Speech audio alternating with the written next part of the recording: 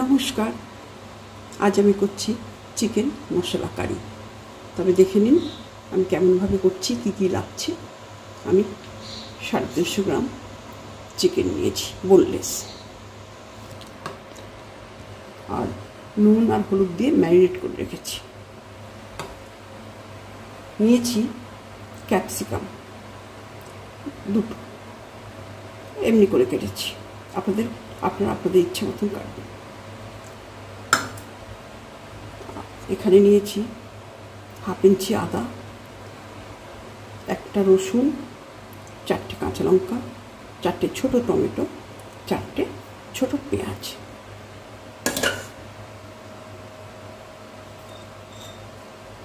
এতে নিয়েছি পিপুল দুটো আর হোয়াইট পেপার।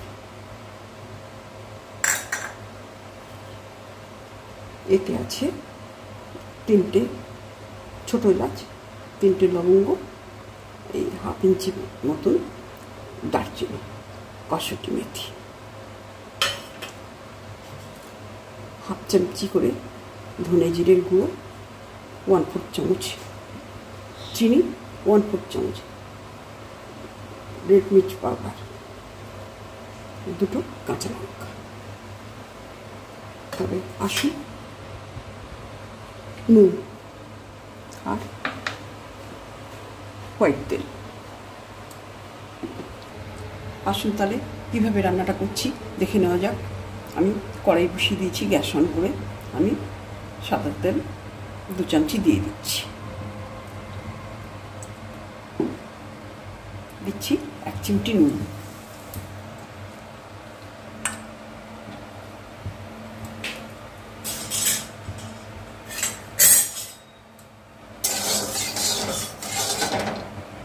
ক্যাপসিকামগুলো হালকা করে ভেজে নেব। খুব বেশি ভাজবেন না, যাতে ক্রাঞ্চটা থাকে, নাহলে টেস্ট খারাপ হয়ে যাবে।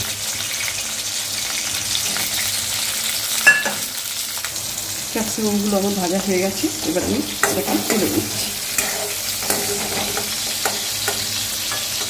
আমি কিন্তু খুব সামান্য ভেজেছি, এগুলো বেশি ভাজা হয়ে গেলে নুয়ে করলে একদম ভালো লাগবে না, ক্রাঞ্চি ভাতটা যেন থেকে যায়। দিয়ে দিলাম আরও 2 চামচি সাদা তেল।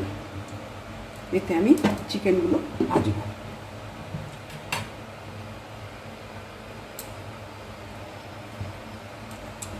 তেলটা গরম হয়ে গেছে, এবার আমি চিকেনগুলো ছাড়ছি তেলে।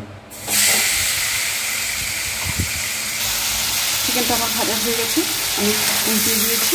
এবার আমি এটাকে তুলে নেব।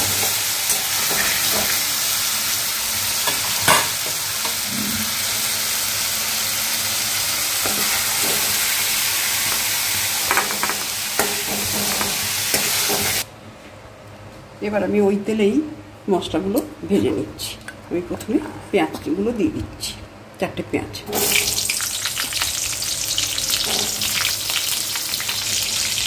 এই পেঁয়াজগুলোকে বড় করে কেটে নিয়েছি। আর দিচ্ছি 1/2 ইঞ্চি আদা আর একটা রসুন, 4টে ছোটো টমেটো আর 4টে কাঁচা লঙ্কা।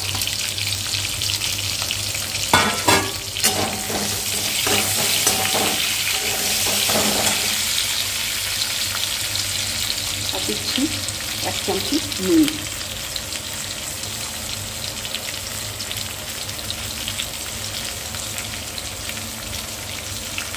দুটো পিপুল আর 5-6টা হোয়াইট পেপার, 7টা হোয়াইট পেপার দিচ্ছি, দিয়ে একসঙ্গে ভেজে নিচ্ছি।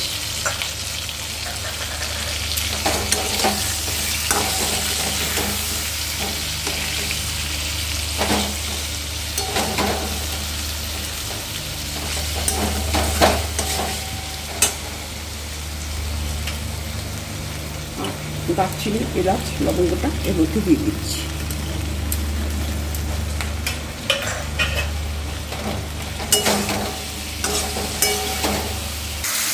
এটা আমার ভাজা হয়ে গেছে। এটা ঠান্ডা হলে আমি মিক্সিতে গ্রাইন্ড করে নেব।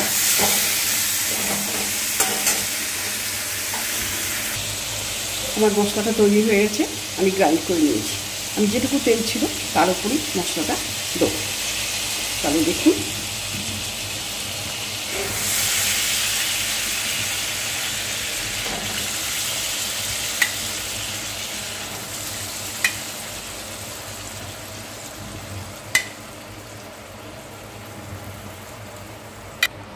আমি এবার বাকি মশলাগুলো দিয়ে দিচ্ছি। ধনে জিরে 1/4 চামচ চিনি আর 1/4 চামচ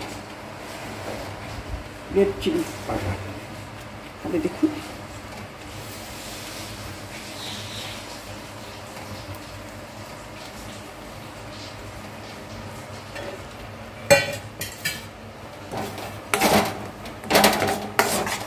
আমি সামান্য একটু নুন দিচ্ছি, কারণ আগেই ওতে নুন সব দেওয়া আছে।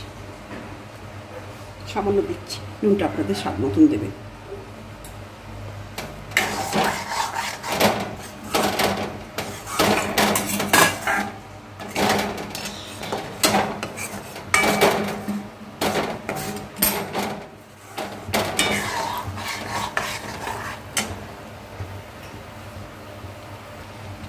এবার দিয়ে দিচ্ছি আগে থেকে নুন হলুদ দিয়ে ম্যারিনেট করা ভাজা চিকেনটা এতে দিয়ে দিচ্ছি।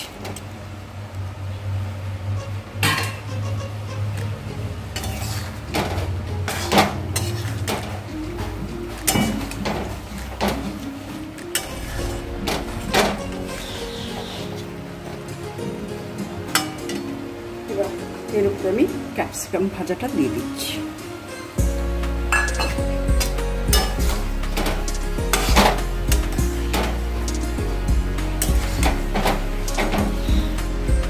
এবার আমি কসুরি মেথিটা এবার দিয়ে ক্রাশ করে দিয়ে দিচ্ছি।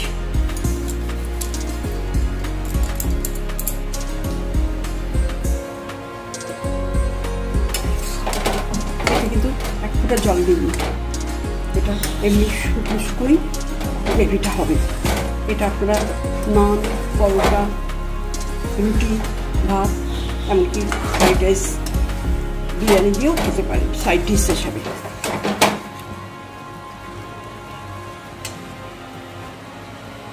তাহলে এটা আমার কমপ্লিট হয়ে গেল। আর দুটো কাঁচা লঙ্কা আমি গার্নিশিংয়ের জন্য দিচ্ছি।